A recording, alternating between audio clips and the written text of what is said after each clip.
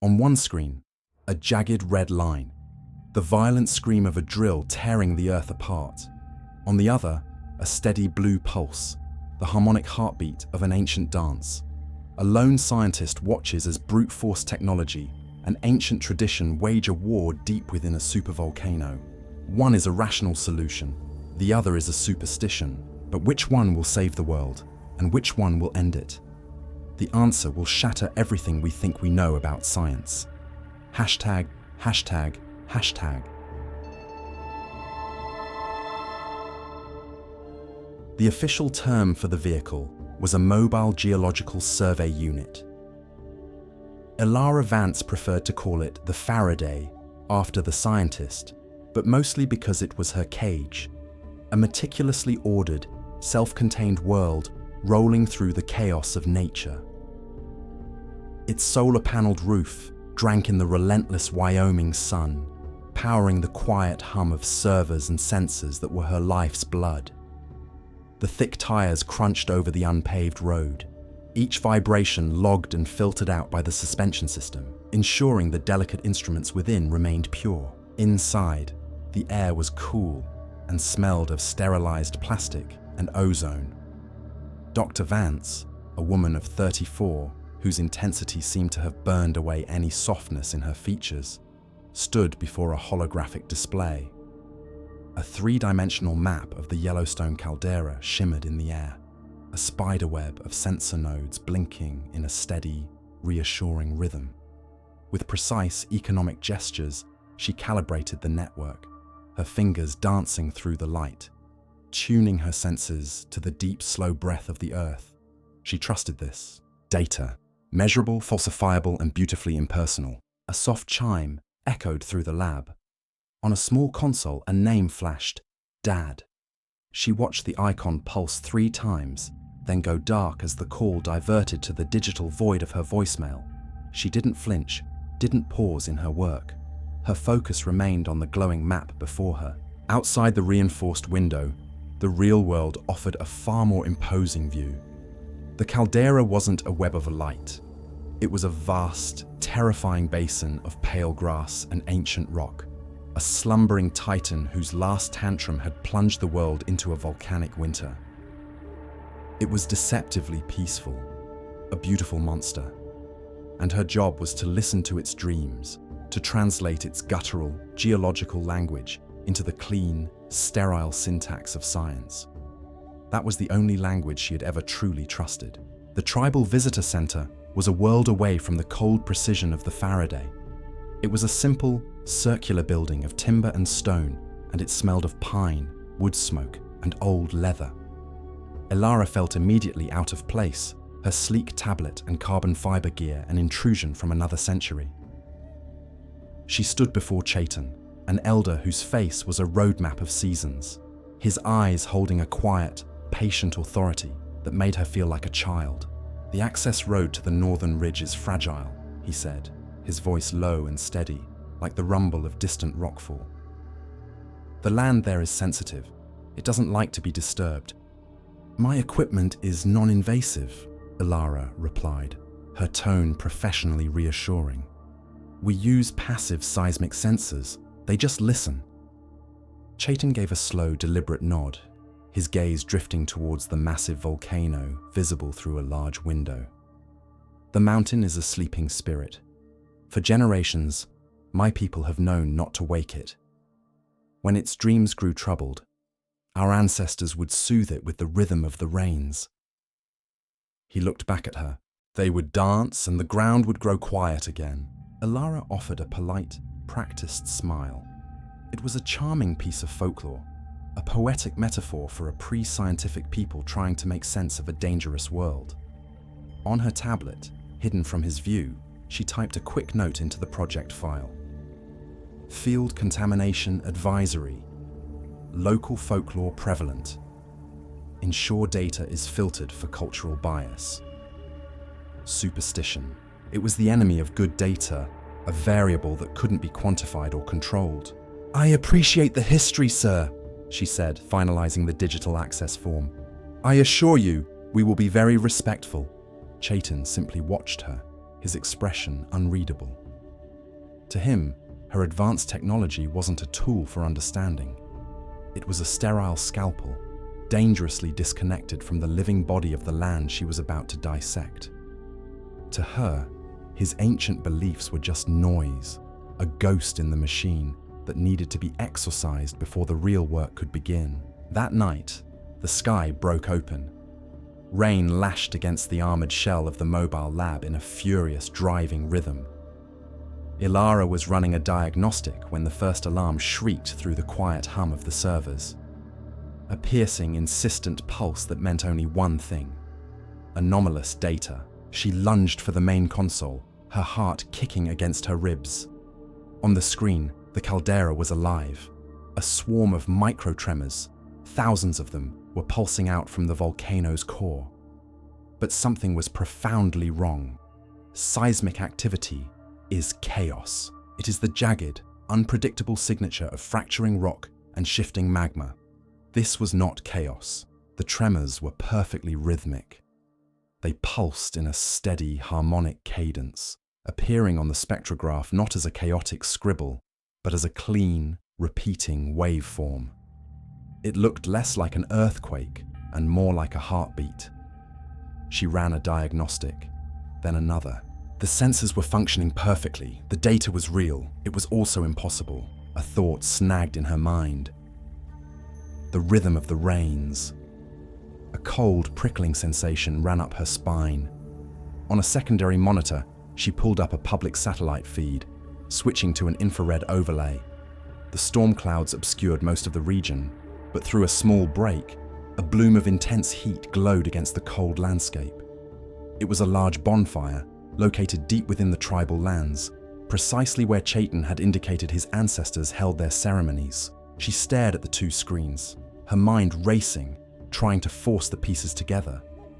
On one, an impossible, rhythmic seismic event. On the other, a tribal ritual.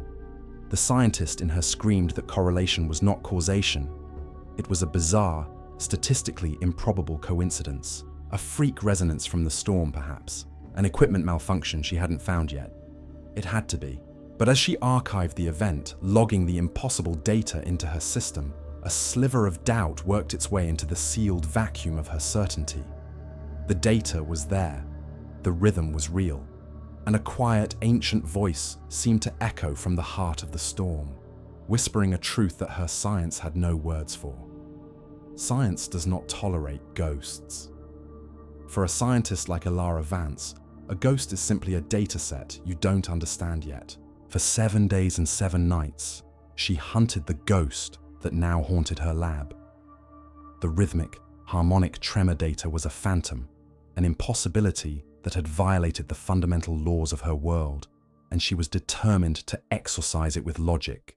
She threw every model in the geological playbook at it: the Rayleigh wave propagation model, the shear wave splitting analysis, the non-linear magmatic resonance simulation. Each one was a cannonball of pure mathematics and physics, and each one shattered against the impossible data. The simulations failed, not quietly, but in spectacular displays of digital carnage, the code tearing itself apart, unable to reconcile the rhythmic pulses with the chaotic nature of rock and heat. Her pristine lab was now a crypt of failure. Printouts of failed equations littered every surface, a paper graveyard of her own certainty. A half-dozen cold, stale mugs of coffee stood sentinel around her console. On the 8th day, sleep-deprived and frayed to the point of breaking, she stared at the waveform on her screen, a perfect, mocking sine wave of a pulse. In a moment of pure frustration, she swept an arm across her desk, sending a cascade of papers and mugs crashing to the floor. It wasn't enough. The ghost remained. She tried one last, desperate thing. An approach so unscientific she almost felt ashamed. She isolated the seismic data from the night of the storm and ran it through an audio converter, translating the vibrations of the earth into sound. She put on her headphones, closed her eyes, and listened to the ghost. It was not the screech and groan of fracturing rock. It was not the hiss of magma. It was a sound that was deep, resonant, and impossibly ancient. It was the slow, steady beat of a colossal drum. The video call to her superior, Dr. Marcus Thorne, was a pixelated, glitchy window into a world she felt 1,000,000 miles away from. His image, standing in a bright mahogany-paneled office at the Geoscience HQ, would freeze and stutter, his voice clipping in and out. It was a fitting medium for their conversation.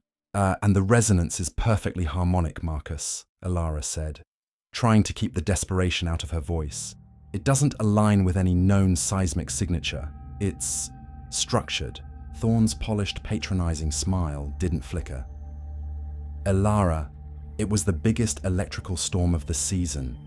You're getting signal interference. The lightning is playing hell with your ground sensors. We see it all the time. I've filtered for atmospheric interference, she countered, her frustration mounting. I've shielded the cabling. I've run every diagnostic. The equipment is clean. The signal is coming from the caldera itself. Then it's a malfunction, he said, his tone final, as if explaining gravity to a child. One of your geophones has a cracked piezoelectric element. It's creating a feedback loop.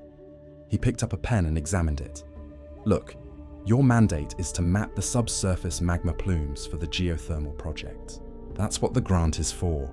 Don't get distracted by local color and start chasing ghosts. The phrase local color landed like a slap. This isn't folklore, Marcus, it's data. His smile tightened.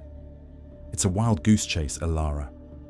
And in our line of work, a reputation for chasing geese is limiting. Stick to the project parameters. Log the anomaly as equipment failure and move on. The subtext was as clear as the pristine window behind him. Drop this, or your career is over. The connection froze on his dismissive smile for a moment before cutting out, leaving Elara alone with the drumbeat of the earth and the unyielding wall of scientific dogma. She had to see it for herself. That night, under the cover of a moonless sky, she drove her jeep to a ridge overlooking the tribal ritual site. She was a scientist, an observer.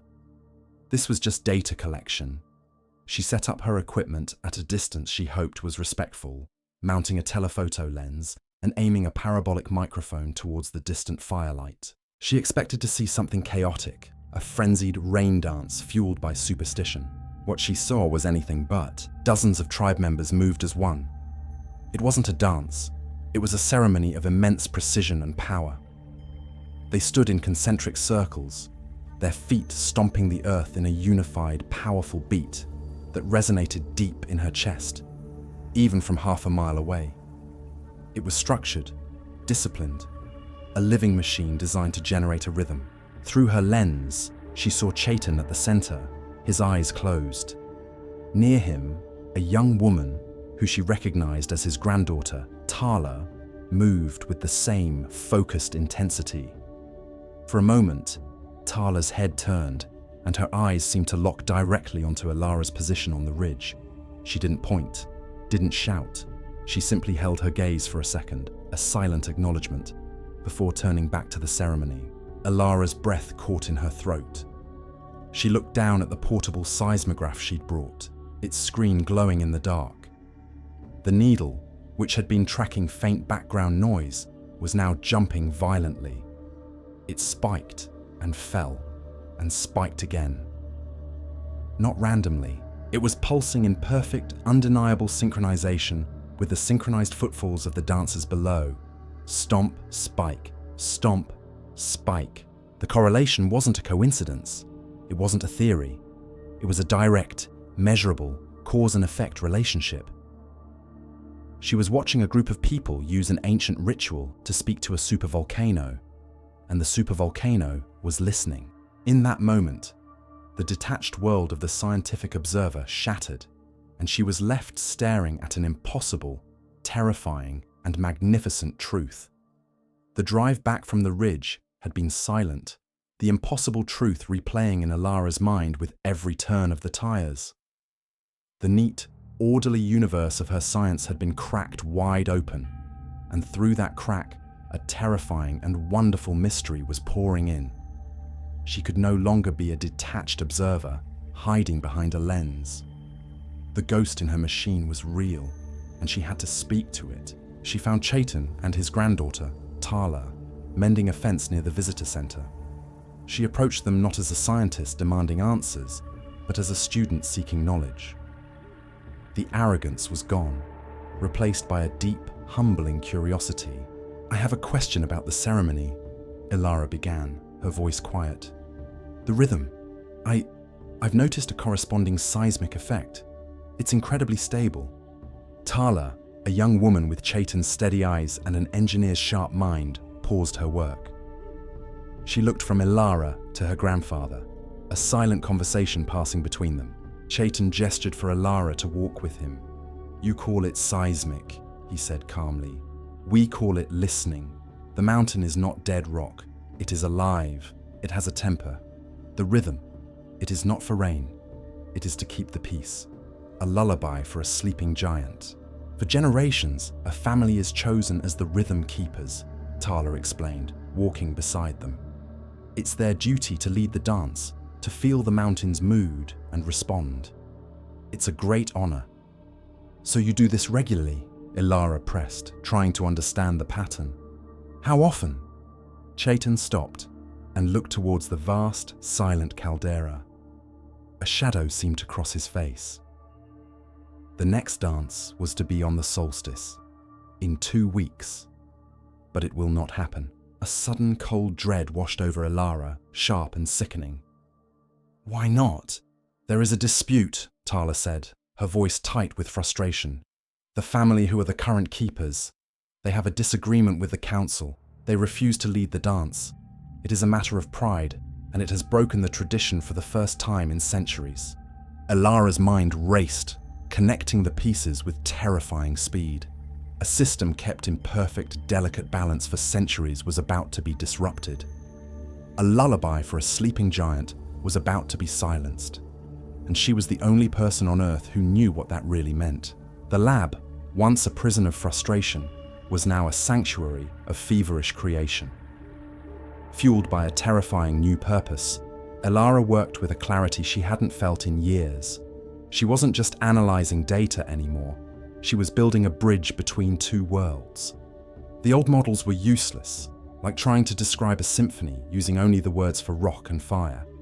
She needed a new language. She began from scratch, throwing out the standard geological assumption that the Yellowstone Caldera was a single, massive chamber of magma.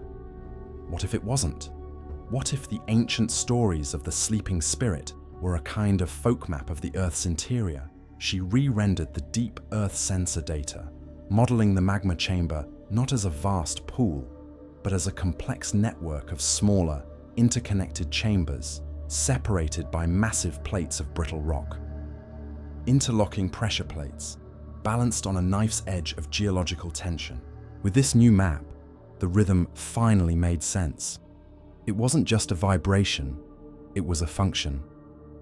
The precise, unified frequency of the dance was creating resonant vibrations that traveled deep into the earth. These tremors, her new model suggested, acted as a microscopic release valve. With every synchronized stomp, a tiny, harmless puff of a magmatic pressure was bled from the system, preventing it from ever building to a critical point. It was the most elegant, organic, and ingenious seismic stabilization system she had ever seen. Then came the terrifying part. She fed the new variable into the simulation, the cancelled ritual. She programmed a total cessation of the rhythmic tremors, effective immediately, and ran the projection forward 2 weeks to the solstice. The simulation began to run, the numbers scrolling across the screen. For days, the pressure built slowly. Then, as the virtual solstice arrived, the lines on the graph turned a sudden, screaming red. Without the rhythmic release, the deep chamber pressure spiked exponentially. A wave of resonance cascaded through the interlocking plates, creating a feedback loop that threatened to shatter the entire system. The simulation ended with a single stark warning flashing on the screen. Catastrophic structural failure imminent. It was a precursor to a full-scale eruption. She had done it. She had used the scientific method to prove that a superstitious ritual was the only thing holding back the apocalypse. The day of the solstice dawned bright, clear and silent. Terribly silent. Elara drove to her perch on the ridge and looked down at the ritual site. It was empty. The fire pit was cold. No drums, no dancers. Just the wind whistling through the dry grass. A tradition, unbroken for centuries, was broken. Back in the lab, the tension was unbearable. Her entire career, her entire understanding of the universe, had come down to this moment. She watched her instruments, her gaze fixed on the deep chamber resonance monitor. The line was stable, but it was higher than it should be. A low-grade fever. The minutes ticked by, each one an eternity. The sun climbed higher in the sky, a silent countdown clock, as the atomic clock on her console signaled the precise moment of the solstice zenith. It happened.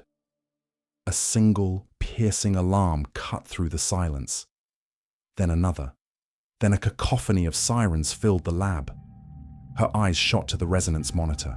The line wasn't just rising. It was screaming upwards, a vertical spike of pure red.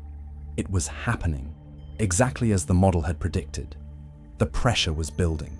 The giant was stirring in its sleep. Elara's hands flew across the console, activating every recording and data logging system she had. Her face, illuminated by the flashing red lights of the alarms, was a mask of pure awe and absolute horror. She was right.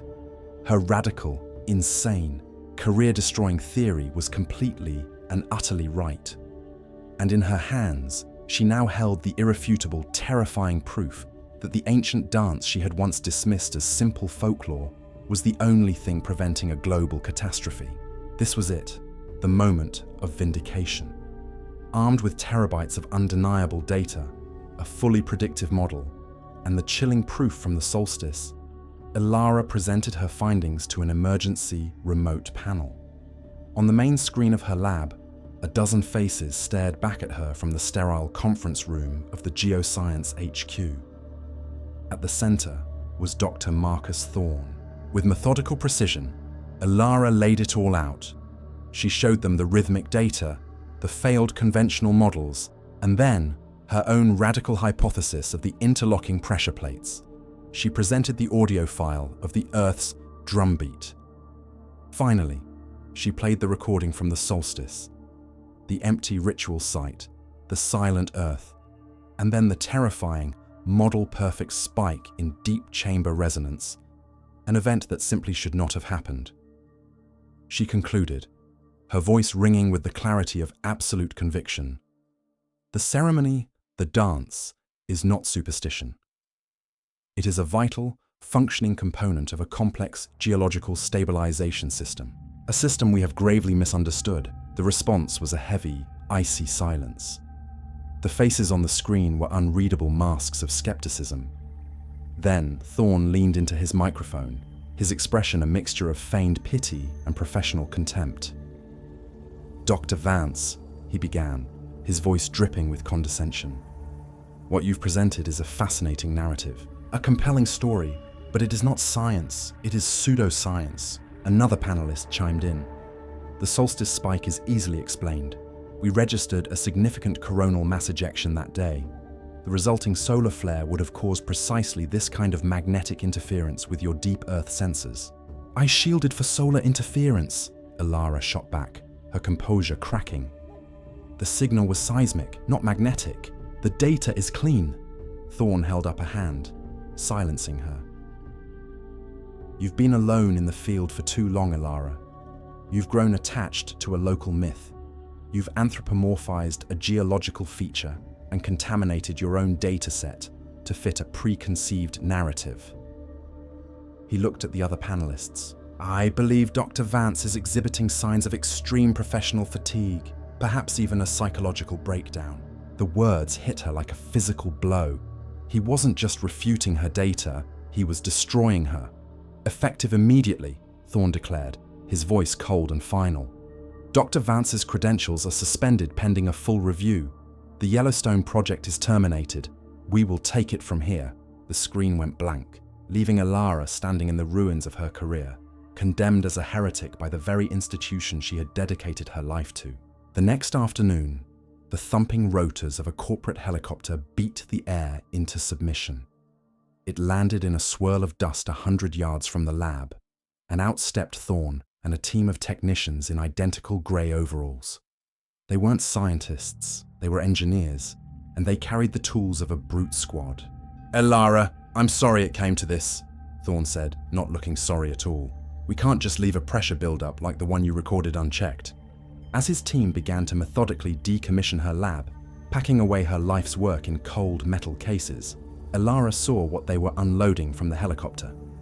A seismic drill, its tungsten carbide bit as thick as a man's torso. Crates stenciled with the words, "Deep Earth Explosives." "What is this?" she whispered, a new kind of horror dawning. "It's the rational solution," Thorn explained, gesturing to the volcano. "We're going to give the mountain the release it needs. It's a process called acoustic resonance fracturing. We drill a relief shaft and use controlled detonations to fracture the caprock. It will manually release the pressure in one clean, efficient event." Elara stared at him, the full, catastrophic arrogance of his plan crashing down on her. He hadn't listened to a word she'd said. He was still seeing the volcano as a simple, single chamber, a boiler to be bled. He had no idea about the delicate, interlocking plates. His drills and his explosives wouldn't release the pressure. They would shatter the very mechanism that kept it in balance. His rational solution was a hammer blow that would trigger the very eruption she had tried to warn them about. Stripped of her lab, her credentials, and her voice in the world of science, Elara had only one place left to go. That night, she found herself at the tribal council fire. The flames cast dancing shadows on the solemn faces of Chaitan, Tala, and a dozen other tribal elders. She was no longer a scientist with authority. She was a refugee with a warning. She opened her laptop, the glowing screen a starkly modern object in the ancient circle of firelight. "I have lost my position," she began, her voice raw. "The people I worked for think I'm crazy, but you have to listen to me." She brought up her 3D model of the caldera. "This is what the inside of the mountain looks like," she explained, pointing to the interlocking plates. "Your dance, the rhythm, it keeps these plates stable. It lets the pressure out slowly, safely." Her voice grew urgent. "The men who fired me are on their way here now. They are bringing drills. They are going to break these plates." She rotated the model, running the simulation of Thorn's plan. The elders watched in silence as the virtual drill shattered the plates, causing a cascade of red alerts that simulated a catastrophic eruption. This wasn't a story or a myth. It was her science, translated into a language of pure cause and effect. "They believe they are saving us," Elara said, her eyes pleading. "But their science is incomplete. It's arrogant. They will destroy us all." She looked at Chaitan, her face illuminated by the fire and the screen. "I can't stop them alone. I came here to study you. Now I'm asking for your help." Chaitan looked from Elara's desperate face to the grim faces of his council. He had seen the truth in her eyes when she first came asking about the rhythm. He saw it now, stripped of all its scientific authority, burning as a simple, desperate plea for survival. He rose to his feet, his old voice ringing with a new and terrible purpose. "Our people have become divided," he said, his gaze sweeping across the council. "But we will not be divided in our death. We will dance. One last time, we will dance." Dawn broke over the basin, painting the sky in shades of bruised purple and fiery orange.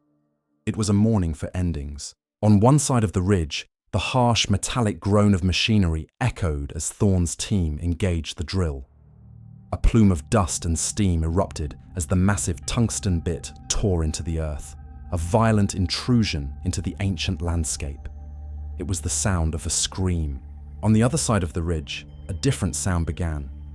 It started with a single beat, a low thud that was felt more than heard, then another and another, until 100 feet stomped the ground in perfect unison. The tribe, led by Chaitan and Tala, had begun their most sacred, most desperate dance. It was the sound of a heartbeat. Between these two warring worlds sat Elara Vance. In her jeep, perched on the ridgeline, her face was illuminated by the glow of her laptop. She had successfully hacked into Thorne's seismic network, and her screen was now a battlefield. On the left, a jagged, chaotic waveform spiked in violent slashes of red, the drill's brute force shattering the delicate rock. On the right, a clean, harmonic sine wave pulsed in a steady, soothing rhythm of blue. The calming frequency of the ritual. She watched in horrified fascination as the two waves met in the earth beneath them. The red spikes of chaos tore at the stability of the caldera, and the blue wave of order pushed back, smoothing the jagged edges, absorbing the destructive energy. It was a war of vibrations, fought in the deep, dark heart of the planet. Technology versus tradition, a scream versus a heartbeat, and Elara was the only person in the world who could see the battle lines. The ground beneath her trembled, caught in the titanic struggle between two fundamentally different ways of understanding the world. Inside Thorne's command tent, chaos reigned. Alarms shrieked from a dozen monitors, each one displaying a catastrophic pressure buildup. His own seismographs showed the deep earth resonance climbing off the charts. His men were shouting, pointing at cascading numbers that all spelled disaster. Thorne, his face pale with sweat, refused to accept it. This was an anomaly, a mechanical failure. His model was correct. His solution was rational. "More power!" he bellowed over the din. "Intensify the drilling frequency. We have to punch through it." He was a man watching his own house burn down, convinced the answer was to add more fuel. It was then that his main display, a massive screen showing the drill's telemetry, flickered and died. A moment later, it lit up with a new image, Elara's feed. She had taken control. Thorne stared, his mouth falling open, at a split display. On the left was the violent, angry red signature of his drill. On the right was the calm, impossibly steady blue frequency of the tribe's dance. He was forced to watch as the two waveforms interacted in real time. He saw his own machine's destructive energy surge, and he saw the blue wave meet it, not with force, but with harmony, its rhythm cancelling out the chaotic vibrations, absorbing the seismic shock. It was undeniable. It was impossible. It was a live broadcast of a miracle, rendered in the cold, hard language of data that he could not refute. He watched, stunned into silence, as the superstition he had mocked, the local color he had dismissed, actively and visibly saved his own rational solution from tearing the world apart. His entire worldview, his life's work built on a foundation of rigid mechanical certainty, was being shattered before his very eyes. A voice, shaky and unfamiliar, came over the tent's comms system. It was his own. "Shut it down," Thorne whispered. "Shut down the drill, now!" The high-pitched scream of the drill whined down, its violent energy bleeding away into a final, shuddering groan. As the machine fell silent, the other sound took over completely. The deep, resonant heartbeat of the earth channeled through the feet of the dancers, rolled across the basin. On Elara's screen, the angry red line vanished. The blue sine wave, now unopposed, smoothed out the last of the seismic turbulence, the line settling into a slow, peaceful, stable hum. The immediate threat was over. The fever had broken. Months later, a new kind of structure stood on the ridge. It was a humble place, built of local timber and stone, its roof covered not just in solar panels, but in the living grass of the basin. This was the new Yellowstone Caldera monitoring station. Inside, Elara worked alongside Tala, their equipment a seamless blend of old and new.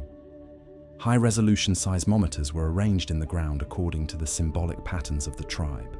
Data was interpreted not just by algorithms, but by the generational knowledge of the rhythm keepers. Elara stood at the station's large window, looking out at the mountain.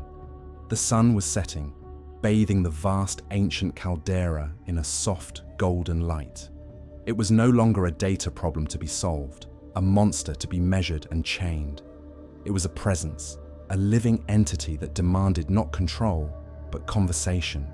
She had come to Yellowstone to impose order on a chaotic world, only to discover a deeper, more profound order than her science had ever dreamed of. She had lost her career, but she had found a truth far greater than any academic credential. A truth that resonated with the slow, steady, and magnificent heartbeat of the Earth.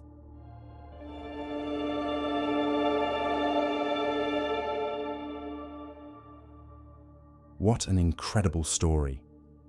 And what's so compelling about it is how it flips our usual expectations on their head. We're used to the narrative of science arriving to debunk an old myth, to shine the light of reason into the darkness of superstition. But this story suggests something far more interesting. It asks if maybe, just maybe, they aren't always in opposition. The ritual dance wasn't presented as magic.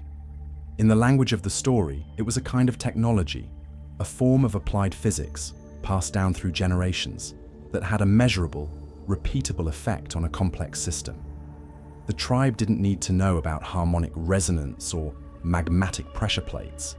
They just knew what worked. Their superstition was just a different kind of science, one based on centuries of observation and tradition rather than peer-reviewed papers. The true antagonist of the story isn't the belief in the ritual, but Dr. Thorne's rigid, absolute disbelief.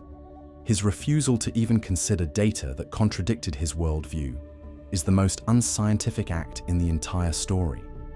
It shows that science, when it becomes rigid dogma, is just as blinding as any superstition it claims to oppose.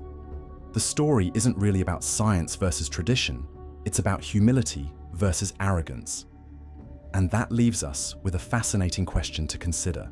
At what point does a tradition that has been proven effective for centuries stop being superstition and start being considered a form of science in its own right?